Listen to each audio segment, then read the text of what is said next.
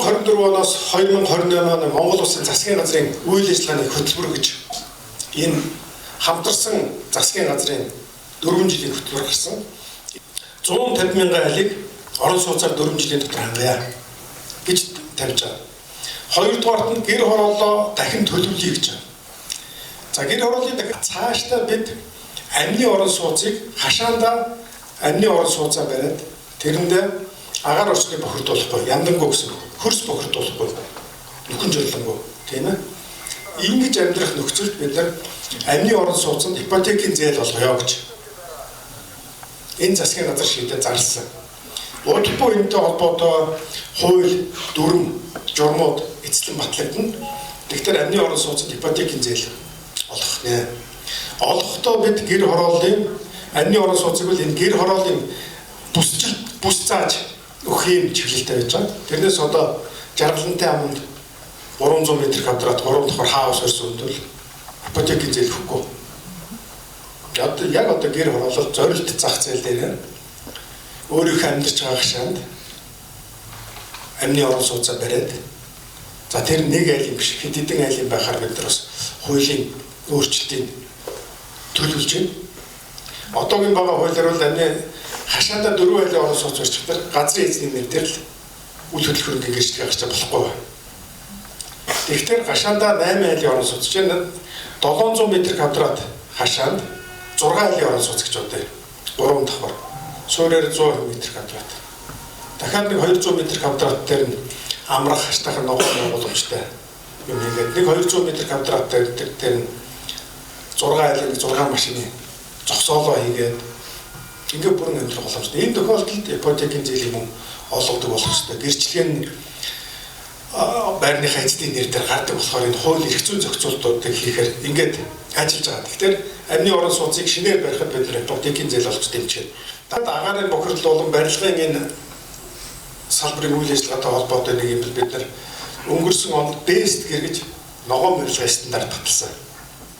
Энэ үл мөн цаашдаа та бүхний энэ чиглэлийн бизнесээ хөгжүүлээд бол та бүхэнд хамаатай зүйл авах гэж би ярьж байгаа. Тэгэхээр зураг төслийн шатнаас нэглээд амны орон сууц олон давхар байшингууд дээр энэ бест гэрийн аудиторууд ажиллаж эхэлнэ. Үнэлгээ өгнө. Үнэлгээнд хамрагдаад цаашаага явах хөтөр бест гэрийн A, B ч гэх юм үзүүлэлтүүд дээр ингээд зээлийн хүн, ногоон зээлийн хүн өөр болоод явахаар ингэж бид нар банкны салбартаа ярьж байгаа. Одоо бид нар аудиторуудаа энэ оны эхний хагасд бэлдэн та бүхнээс бас аудитор болох сонирхолтой хүмүүс байвал тэнд оролцож болно. Ер нь ойрын хугацаанд манай барилгын салбарын багц дөрвөн хуулийг өөрчилж өргөн барихаар бэлтгэж байна. Барилгын тухай хууль. За та бүхэн бүгдэнд хамаатай энэ дээр хэд хэдэн юмнууд хийн би дараа нь тусдан дахиад товчгоо ярьж байна. Үндэсний орон сууцчлалтын тухай хуулийг өргөн барина. Орон сууцчлалтын тогтолцоогоо шинжилнэ. Түрээсээ орон сууц нь ямар байх юм? Ипотекийн зээл олоход орон сууц нь ямар байх юм? Айл аль бус орон сууц олгох юм?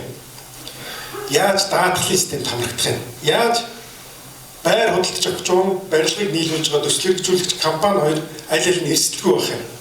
Одоо хэдэн мянган хүн байна? Мөнгө төлцсөн, газраа өгцсөн, байранд орчдөг. Барилгын компани сургууль болсон. Тэгэхээр тэрний дунд даатгал орж ирэх юм уу, хаанх орж ирэх юм? Энийг энэ хуулийн дээр ярьж эрсдэлгүй болохоор үндэсний орон сууцчлалтын хууль явж байна. Ашиглалтанд байгаа орон сууцнуудын ашиглалтын асуудал маш хүнд байж байгаа. Тэгэхээр орон сууцны ашиглалтын тухай хууль гэж хуулийн төсөл бэлтгэгдэж байна. Ажлын хэсэг ажиллаж байна. Дөрөвдүгээрт нь хот байгуулалтын тухай хуулийг шинжилэн бас найруулна. Хотын концепц өөрчлөгдсөн бас. Одоо бид нар шинэ хотууд байгуулна. Шинэ 100 мод, хүннөө смарт хот гэж нэртэй болсон. Шинэ хар хором. За тэгээд одоо 2 дахь, 3 дахь хотод дархан Эрдэнэт, Багнуур, 100 мод эдний төлөвлөлт хөгжилтэй холбоотой хот байгуулалтын тухай шинэ хууль өргөн барьж батлуулна гэж ингэж бодож байгаа. За тэгээд та бүхэн хамаатай байж магадгүй зөв барилгын тухай хууль дээр ямар өөрчлөлт хийж байгаа. Ер нь барилгын салбарын санааг зовоодаг нэг юм байж байгаа. Барилгын тусгай зөвшөөрлөө. Ер нь олон юм санаа зовоодаг байх л та ажиллах хүч нь одоо материалын үнэ өсөлт. Гэхдээ бас нэг толгойн өгчвөл барилгын үйл ажиллагаа эрхлэх тусгай зөвшөөрөл. Манай Монголын барилгын үндэсний ассоциац төрийн чиглэлийг хэрэгжүүлж энэ тусгай зөвшөөрлийг олгодог. Тэгэхдээ эдгээр өөрсдөө бидэд бичиж өгöd байдгүй тусдаа хуультай журмын дагуу олгодог. Энэ журмаар шинжилгээ хийж байгаа.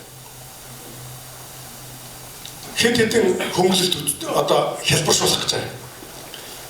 Одоо энэ тусгай зөвшөөрөлтэй компаниуд аль заа нэг 2 гараар өгчтэй тусгай зөвшөөрөлтэй компаниуд анх тусгай зөвшөөрөл авахд мэдүүлсэн инженерүүд ч одоо ажиллаж байгаа юм. Танах гэсэн байна. Ихэнхт нь байхгүй байгаа. Боломж байхгүй. Удирдлагын чанартай ажил хийдэг. Яаж 8 инженер өвлжин одоо төсөл байхгүй бол тендер залцсан бэлэн ажил байхгүй бол 8 инженер яаж жилийн төсөл залхимжуулах вэ? Тийм ээ. Тэгээд нэг хам хүн юм бүрдүүлж өгдөг, тусгай зөвшөөрөл аваад нөгөөдөлөө халддаг зарим юм. Тэгээд давхарлгүй байх ёстой гэж тэгээд маш олон төвөгтэй процесс. Та нар өөрсдөө авч үзсэн учраас надаас илүү зовлон мэдэх баг. Тэгэхээр энийг хөнгөлөе гэж байна. Хэд хэдэн чиглэлээр хөнгөлнө. 50 дахь тусгай шаардлагын нөхцөлийг өөрчилнө. Инженеруудын тог цөөлнө тодорхой хэмжээнд. Төлөвлөлтөд нийгмийн даатгалын хэмжээг бид нар ярилцсан. Зөвлөх инженер одоо хэдэн компанид ажиллах зөвшөөрч байна? 3 байгааг бид нар нэг ядаж 4 болгож зөвлөх инженер. Зөвлөөд явж идэх хүн бол. Мэргэсэн гэж гэсэн бас ярилцъя гэж байна. Одоохондоо батлаагүй байгаа учраас би концепц чиглэл ярьж шít. Мэргэсэн инженер бол 2 компани. Эсвэл мэргэсэн инженер бүр нэххэ болъё. Тэр ажлын байран дээр талбай инженер бол талбай инженерээр 40 жил ажилласан гэдэг юм. Тийм мэргэжилтэй. Тэ ажилтдаг бай гэсэн ийм чиглэлээр явж байгаа. Гэхдээ энэний цаана нэгэн шаардлага бид нар тавина. Амархан өгнө, амархан хүчин болгоно. Хүний аймнаас эрүүл мэндэд хаалтай үйлдэл авах юм бол бид нар шууд газар дээр хүчин болгодог тогтолцоо гэрээндээ оруулна. Мөн үү? Хөдөлмөрийн аюулгүй байдал эрүүл ухаан инженер байх ёстой гэж тэр тусгай зөвшөөрлөгийн нөхцөл шаардлагатай байгаа бол тэрийг байхыг шаардна. Бусдыг бид нар бас залруулж болно гэж бодож байгаа. Шал мөрөө зодохт бол би нэг санаа зовхгүй. Засч болно, мөрөө дээр намдирч болно, мөрөөгөө гаргаж болно. Хүний аймнаас эрүүл мэнд монголчууд цөөхөлөө энэ чиглэлээр бол маш их туу шаардлагатай байна. Энэ чиглэлээр доголдолоор бол өгсөн зөвшөөрөл зөрчил гаргаж явах явцдаа зөвшөөрлөөсөө салж ийн гэж ойлгодог. Ийм тогтолцоороо орё гэж ингэж бодож байгаа. Барилгын материал үйлдвэрлэдэг тусгай зөвшөөрлөг байхгүй болно. Одоо юу юм дээр зөвшөөрөлтэй бол бетон, зуурм гэдэг маш олон юмны тусгай зөвшөөрөлтэй тэрийг байхгүй болно. Барилгын материал үйлдвэрлэхэд тусгай зөвшөөрөл шаардахгүй. Тохирлын гэрч бүтээгдэхүүний тохирлын гэрчлэгээр л явна. Хаалга, цонх юу гэдэг тийм ээ?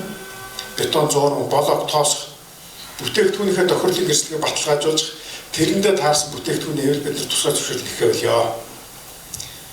Төсөл дээр нь тусгай зөвшөөрөл болгодог болоо гэж байна. Тухайлсан тусгай зөвшөөрлийг төсөл дээр нь хувийн компани төслөөр хэрэгжүүлж байна тийм үү? Хотхон барьж байна. Хотхон барьж байна. Хотхон дээр тэр хотхоныг барихад 50 дахь тусгай зөвшөөрлийн нөхцөл тусгай зөвшөөрлийн нөхцөл шаардлагыг хотхон дээр хангах. Хувийн хөрөнгө оруулагч тэнд хамгийн сайн инженерүүдийг авч ажиллуулна. Тэр нь үстэй. Бага мөнгөөр амь насаараа ах トゥ угийнхээ эд хөрөнгөд барьцаа тавьчихад энэ байр шиг нэг хямдхан барьж ирэхгүй хамгийн сайн барилгын инженер хамгийн сайн ажилтнуудыг аавна үстэй. Тэрийгэд бүрдүүлээд бичвэрээр хангаж. Тэгээд тусгай зөвшөөрлийг өгөх гэж. Араас нь очиж шалгах хэрэгтэй. Шалгахад байхгүй дахиад тусгай зөвшөөрөл тэр моментод байхгүй болно. Тэр нэг олон нэлцгнаал тайлбараа ол ингэхгүйгээр гэдэг нь маш ойлгомжтой үйл ажиллагаа явуулъя гэж. Иймэрхүү өөрчлөлтүүдийг хийх гэж байгаа. Амны орон сууцн дээр бид нар ярилцж байгаа. Та бүхэнд бас саналаа бат захирлаар юм уу? Барилгын үндэсний ассоциацаар манай яамны барилгын материалын бодлого зохицуулалтын газрын барилгын материалын хэлцээний дараа бат зэрэг дарга ирсэн байж байгаа. Мэйлийн бат зэрэг дарга суулд өгөөд амны орон сууцн дээр ямар хэлбэрийн тусгай зөвшөөрөл байвал болохоор та нарын саналыг л авъя гэж байна. Би та нарын туршлагыг хамгийн сайн туршлах гэж үзээд байна. Дулаалахад сургалтанд хамрагдаад дулаалах хийсэн тийм үү? Тэгэхээр баригатын тусгай зөвшөөрөл гэдэг юм уу? Хувь тусгай зөвшөөрлөлтөй хүн амны орон сууцыг барих юм уу? Одоо та нараас би сонсмоор саналыг нэгтгэж авмаар байна. Энийг юу шаардаад гэхээр амны орон сууцнд ипотекийн зээл болох төр банк тэрийг баталгаажуулж өгч байгаа даа. 20 жилийн хугацаанд 30 жилийн хугацаанд зээл өгөх төр тэр амны орон сууц 30 жилийн хугацаанд анхны зориултаараа ашиглагдаж байгаа баталгааг өгч. Барилгын материал үйлдвэрлэхэд тусгай зөвшөөрөл шаардахгүй. Тохирлын гэрч бүтээгдэхүүний тохирлын гэрчлэгээр л явна. Хаалга, цонх юу гэдэг тийм ээ? Бетон, зуурм, блок, тоосох бүтээгдэхүүнийхээ тохирлын гэрчлэгийг баталгаажуулж тэрэндээ таарсан бүтээгдэхүүний хэвээр бид тусгай зөвшөөрөл өгөх байлаа. Төсөл дээр нь тусгай зөвшөөрөл болгодог болоо гэж байна. Тухайлсан тусгай зөвшөөрлийг төсөл дээр нь тусгай зөвшөөрлийг баррикадын хэлбэрээр олгодог бол яах вэ? Жишээ нь өрлөгчийн тусгай зөвшөөрөл өгөөд тэр өрлөгчин тэр байшингийнхаа өрлөгөнд хариуцлага хүлээдэг болвол яах вэ? Тэгвэл нөгөө сая миний хэлдэг бэст гэрээ нэг аудитор бэлднэсэн шүү дээ. Тэд нар очиж баталгаажуулах юм. Өрлөг хийж гад өрлөгчин зураг аваад тийш нь аудитд явуулаад тэр баталгаажуулах нэг ийм тогтцоо руу орох гэж байгаа учраас би та бүхнийг нээлттэйгээр хэлээрэй гэж ингэж саналаа хэлээрэй. Яаж явбал зөв бэ? Оролцогчдоо гэсэн ийм саналыг тавьж байгаа маа. Тэгээд тусгай зөвшөөрлөөр ийм өөрчлөлтүүд орноо.